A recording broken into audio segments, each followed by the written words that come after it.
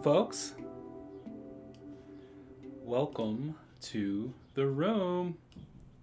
Just doing some audio settings. All right. Hey, welcome back to day 5 of our 10-day live stream journey. Thanks for tuning in. I see some friends in the comments tuning in. Again, if you're tuning in on Facebook, go ahead and share this or tag someone you think would enjoy this. Share it in a group or to your timeline. Really appreciate that. It helps us reach more people with the flute. If you're tuning in on YouTube, drop a comment. We're doing a live stream to celebrate my birthday, 10 days. My birthday is not 10 days long. My mother was not in labor for 10 days. But it's just a fun time to share music, share stories, and connect with one another. See some folks in the chat. Gail, Glenda, Weber, Otter, hello, welcome. Thank you for being here today. And in day 5, we're going to explore different flute styles. So when I talk about styles or mood, the idea of scales come up. And there's lots of different ways to look at and approach music. And one of the ways is by note choices. We'll talk a little bit about how we play, but also what we play. Oh, here come the comments. Awesome. There might just be a little delay here. So I see some more friends. I see Harold, Carl, Jerry. Awesome. Tommy, Karen, thanks guys for being here. Tomorrow is my birthday, so tomorrow's the actual day, but we're celebrating for 10 days. So let's talk about scales. So the piece that I was playing when you came in, that one is called Calling Embers. It's from the Creating Harmonious Flow course that I have online, where I take you from point A to Z. If you're just picking up the flute, I'll show you how to play the flute, adding technique, learn a few scales, and then we're going to get you ready to share your music in meditation and yoga venues, in the sharing music in those spaces. I even show you how to connect equipment. So it's a great course, lots of content, lots of resources in that. And that is one of the courses included in the Horizons Plus membership. Oh, we got some more folks coming in here. So awesome. Welcome, welcome. So the first scale that I was playing, we nicknamed the Celtic scale. So many of you are probably, we're not going to start there today though. I just wanted to get that as an example. So we're going to start today on the basic scale, and then we're going to turn it blue, and then we're going to shake it up, and then we're going to see how that relates to a different scale and how that relates to another scale. So this is going to be a crash course on scales. I'm not expecting you to leave today feeling like you know exactly what to play in scales. Some of you are already playing these. Some of you are like, what's he doing with his finger? What is that? That's a cross finger. Don't worry. We'll support you along your journey. So we'll start with the basic scale. For those of you that are not familiar, it is leaving the third finger down from the top. And just want to get to some questions here. I see a funny one from Richard. Some of us are old enough to not celebrate birthdays anymore. You know what? I'm kind of feeling like the birthday thing for me is just not as fun anymore. So I think I'm almost there too. Awesome. Thank you. Thank you. Oh, awesome. Gregory said, purchased yesterday the complete bundle of Songbook version 1, volume 1. Already started to learn. It's awesome. Great learning material. Impressive support. Thank you. Means a lot. And then is the 43% discount on Horizons Plus subscription valid for a new customer only? Old Horizons Plus student like me get the discount for prolongation.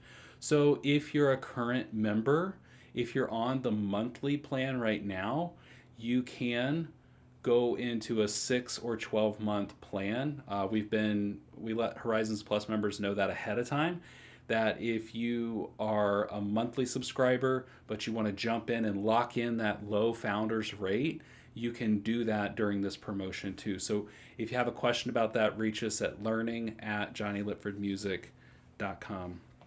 Any questions about the membership, forward them there, and we'll support you there. So yeah, right now we're doing 43% off our 6 and 12 month plans to Horizons Plus.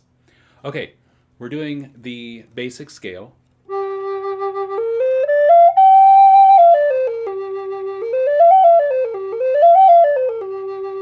Okay, so we're probably really familiar with that, and so let's change the mood of that. And we're going to change one thing about this. A lot of flute folks love the blues scale. In the blues scale, we have a blue note here, so we can just introduce this. I'll show you something something cool with this as well.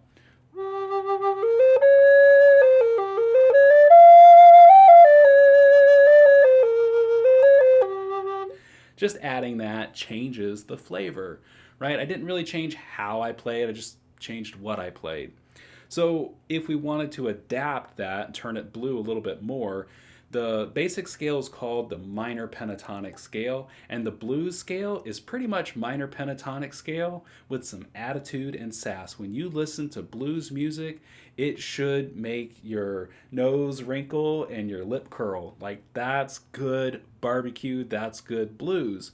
And so one thing that you can do to get out of this, just playing that blue note, is you can rock right here, because this note, this position, and this note here, half hold, are the same.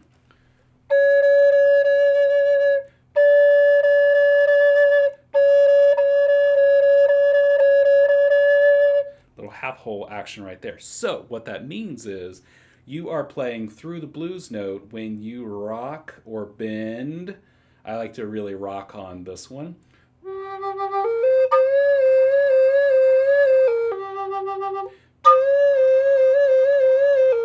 Have fun with that. That's a little blues thing you can throw in there. So let's shake it up a little bit, and there's a learning method to scales that I like to follow. And we're going to breeze through it here really quick. If you're stuck and bored with the minor pentatonic scale, because a lot of us get there, then I suggest looking at mode 4. Mode 4 is a really easy way to break outside of that rut, and you only have to change one thing. There's only one new rule that applies. When you're taught the basic scale, if you have a 6-hole flute, the lay of the land is such that you should keep this finger down for now all the time. And we want to break that habit, because if you have a flute in your collection that has a strap over it, I want you to do a ritual, take it off and burn it if you can. If you have a condition where you need that, then keep it. But if it's a training wheel and you're just not ready to go, let's break the cycle right now. Let's get that strap off of there, because what we're going to do now is we're going from basically mode 1, which is keeping the 3rd finger from the top, to mode 4, which is keeping the 4th finger from the top down. And just listen at the difference.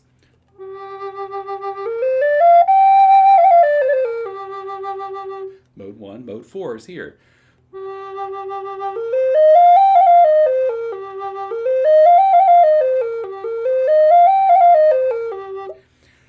It sounds a little different. Now, what if we just apply a little bit different mood? Mode 4 to me is a little more Renaissance.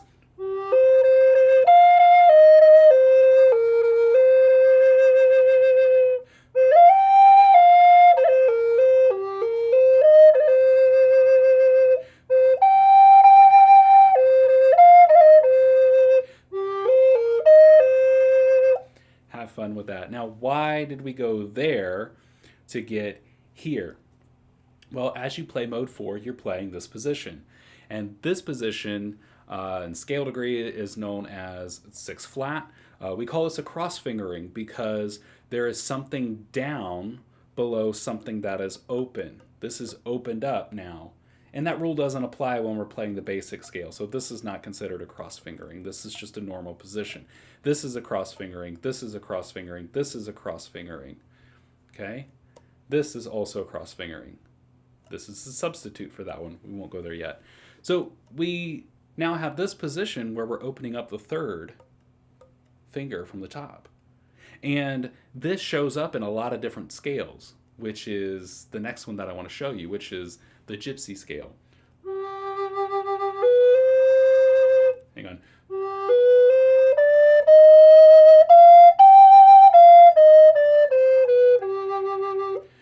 Now, that's a beautiful, romantic, and mysterious sound.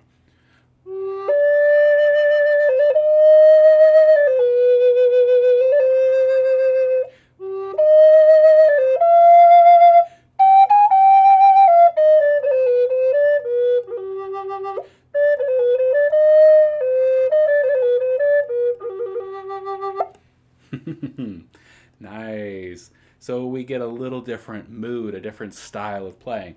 Now, how is the Gypsy scale related to the next scale, which is the Celtic scale, which is where I started today? Well, they share a lot of the same notes. You'll notice as we jump from scale to scale, hey, that note's there, that note's there, that note is there also. So the Gypsy and the Celtic scale are like yin and yang. I I love teaching these two together. I also teach the minor pentatonic scale and the relative major scale together because there's a lot of crossover, but minor scales tend to be more dark and major scales tend to have a little light. So it is that yin yang effect. So what we can do is on the Gypsy and Celtic scale, what remains the same is the bottom hand work, okay?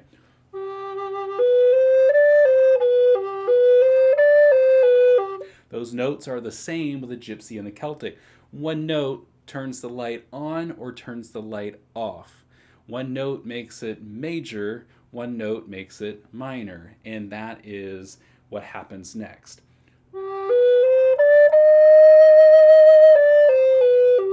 Sounds a little dark. That's the Gypsy scale. Let's turn the light on.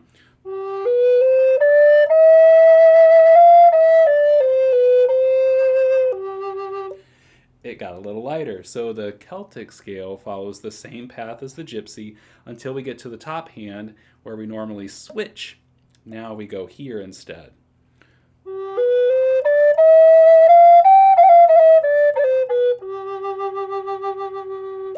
Okay, so I breezed through a lot of scales. You can watch this on playback. We're going to leave these up. We have resources for these scales inside Horizons Plus. In the resource library, we have all 15 or more scales there. And you'll be happy to know that I'm putting together a course that teaches scales in a very different way. More on that later. But I also wanted to bring up something. We talk about styles. We talk about how to play, what to play, which, by the way, I do have a free chromatic scale sheet that you can download. I'll come back in and put the link in the comments after I'm done broadcasting. But that shows all the notes of your flute. And that's really what scales are. Scales, the chromatic scale shows all 16 notes that you can play on your modern native style flute. And what scales are, like when we talk about the Aeolian scale, the Mixolydian, the Ionian, the Gypsy, the Celtic, the what have you scale, you're just picking members of that team, the chromatic scale, to go out on the field and make the play. And they make that certain safe play. Notes in a scale typically go together, and so they are considered more safe. So anyway, more on that later.